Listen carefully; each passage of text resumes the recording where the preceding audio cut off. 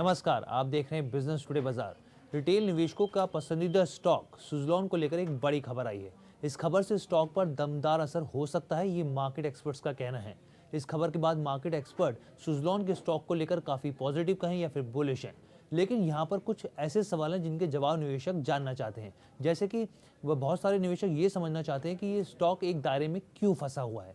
क्या आने वाले दिनों में इस स्टॉक में जो तेजी है वो वापस लौट सकती है, या फिर अभी ये एक दायरे में, एक रेंज बाउंड में फंसा रहेगा। तमाम सवालों के आपको जवाब मिलेंगे, लेकिन उससे पहले आपको पता है क्या करना है। आपको हमारे जो चैनल है बिजनेस टुडे बाजार, उसको लाइक, शेयर और सब्सक्राइब करना बिल्कुल नहीं भूलना है, ताकि आपको अच्छे से अच्छा कंटेंट मिल सके।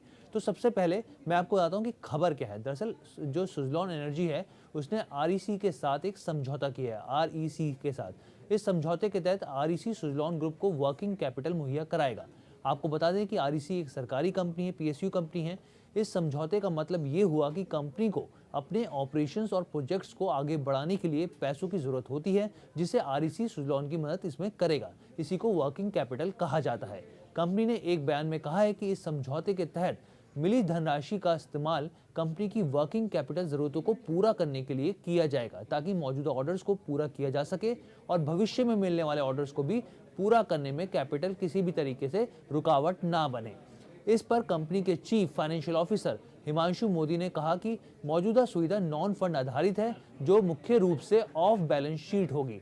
इससे हम कर्ज मुक्त रहेंगे और हमारे कस्टमर्स और सप्लायर्स के साथ कमर्शियल टर्म्स में काफी सुधार होगा। ये तो कंपनी का वर्जन आ गया, मैंने आपको बता दिया। अब आगे क्या है, इस खबर के मायने समझने के लिए हमने मार्केट एक्सपर्ट राघवेंद्र सिंह से बात करी, जिससे आपको जरूर सुनना चाहिए। राघवेंद्र सिंह का कहना है कि ये कंपनी के लिए बहुत अच्छी खबर है। उनका साफ तौर पे कहना है कि REC एक PSU कंपनी है, अब उनको फाइनेंस बहुत ही कम रेट पर मिल जाएगा। कंपनी पर सरकार के बड़े निवेशकों का भरोसा बढ़ रहा है। REC ने ये कॉन्फिडेंस दिखाया है, तो आगे चलकर दूसरी कंपनियां भी विश्वास करेंगी। इससे री रेटिंग की संभावनाएं बहुत बढ़ गई हैं। जहां कुछ वक्त पहले ही इस स्टॉक में धमाकेदार तेजी थी, लेकिन पिछले एक महीने में ये स्टॉक 9% टूट गया है। हालांकि पिछले 6 महीने में ये निवेशकों को करीब 163% का रिटर्न दे चुका है। वहीं इस साल की शुरुआत में ये स्टॉक करीब 250% भाग चुका है।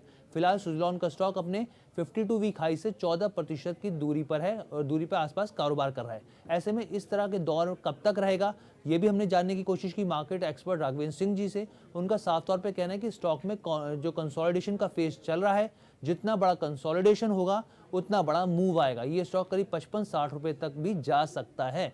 और साथ ही उनका ये भी कहना है कि चाहे तो निवेशक अभी भी स्टॉक में खरीदारी कर सकते हैं, यानी एंट्री ले सकते हैं। और आने वाले दिनों में अगर एक ट्रिगर भी आता है तो स्टॉक में तेजी देखने को मिल सकती है।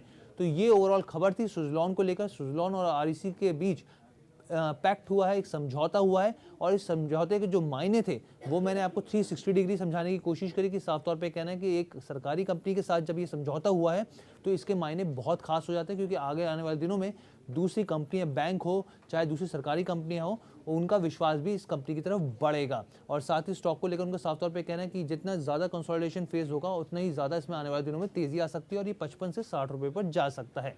और यहाँ पर हम आपको साफ तौर पे एक सलाह दे दें कि हमारी तरफ से किसी भी स्टॉक में खरीदारी की सलाह बिल्कुल भी नहीं है। हम एक सिर्फ जानकारी के लिए एक चैनल है, डिजिटल प्लेटफॉर्म है, जो आपको स्टॉक मार्केट से जुड़ी खबरों की जानकारी देता है। और अगर आपको कहीं पे भी निवेश करना है तो अपने वित्तीय सलाहकार की राय जरूर लें। बहुत बहुत धन्यवाद।